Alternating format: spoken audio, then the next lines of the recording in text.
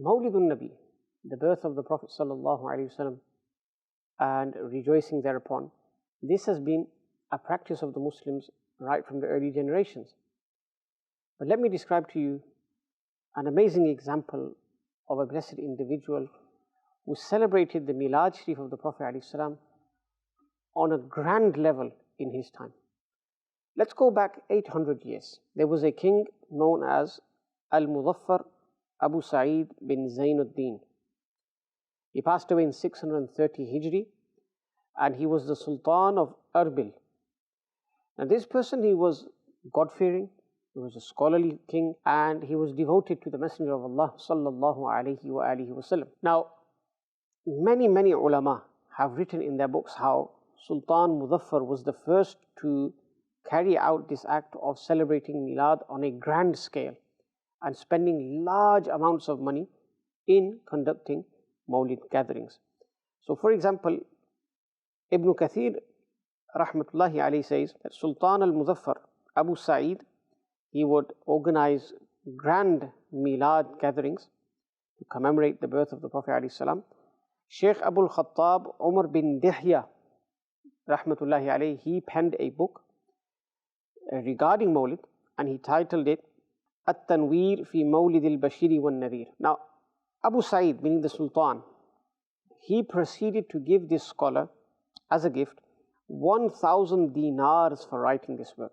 Subhanallah. And he would spend 300,000 dinars on Mawlid gatherings every year and 100,000 dinars on guest houses for the attendees. Subhanallah. Other ulama have written how the very same king, he would ensure that when the 12th night arrived, fortresses and castles were lit up with an immense number of lamps to celebrate the birth of the Prophet sallallahu alaihi wasallam. Gifts would be given to ulama, sufiya, mashayikh. And along with this, it's narrated by the grandson of Ibn al-Jawzi, Imam Shamsuddin Yusuf rahmatullahi alayhi, and he states that 5,000 goats, 10,000 chickens were cooked for the Milad gathering. 100,000 bowls of milk were also available, as well as 30,000 trays of sweet dishes. Subhanallah. This pious king would celebrate Milad on this grand scale. And which ulama have written regarding him? Imam Dhahabi in Tariq al-Islam, Muhammad bin Yusuf al-Salihi in Subul al-Huda wal-Rashad, Allama Abdul Hayy bin Ahmad al-Ma'ruf al-Hanbali in Shadharat al-Dhahab, Imam Qastalani in Sharh al-Zurqani ala al-Mawahib, Abu Dhar Ahmad bin Ibrahim in Kunuz al-Dhahab fi Tarikh Halab, Jamaluddin Muhammad bin Salim al-Hamawi in Mufarrij al-Kurub fi Akhbar Bani Ayyub. And other scholars have even mentioned this pious king in their books as well.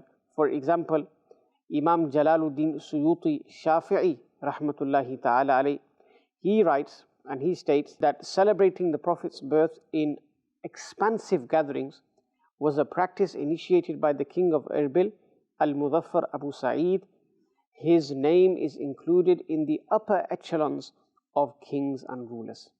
So subhanallah, it just goes to show that this is not a new practice from our age, where Milad is celebrated on a grand scale. In fact, 800 years ago, you had this pious king who would celebrate it in that beautiful manner. May Allah subhanahu wa ta'ala grant us the same barakat and enable us to also conduct Mawlid gatherings like this. We love Madani Channel.